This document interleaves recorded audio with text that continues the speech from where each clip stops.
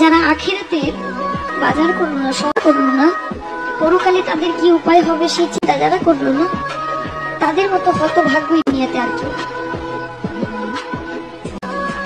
আজরাইল কিন্তু ঘুষ নেয় না।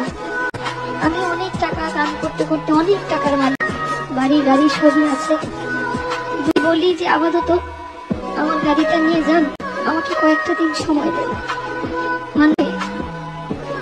কারো কথা মানবে? মৃত্যুর কথা যে মানুষ দিনে 5 বার স্মরণ করে সে কোনো ভুল কাজ করতে পারে না। একবার স্মরণ করে দেখেন, আপনি মরে গেলে আপনার সঙ্গে কে যাবে? আপনি মরে যাওয়ার সঙ্গে সঙ্গে সকল কিছু ভাগাভাগি হয়ে যাবে।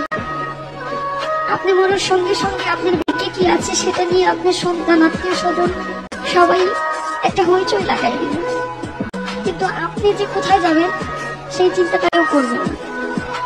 মৃত্যুর কথা যখন শোনা হয় নিজের কাছে খুব অপরাধী মনে হয় যে আজরাইলের সামনে কি জবাব দেব, কি বলবো, সেদিন কি বলার আছে আমার। মালিকের কাছে একটাই চাওয়া, আমার নবী সাল্লাল্লাহু আলাইহি ওয়াসাল্লামের কালেমা যেন আমার জবানে জারি হয়, আমি যেন মৃত্যুর সময় বলতে পারি কালেমায়ে তাইয়্যিব লা ইলাহা ইল্লাল্লাহু মুহাম্মাদুর রাসূলুল্লাহ সাল্লাল্লাহু আলাইহি ওয়াসাল্লাম।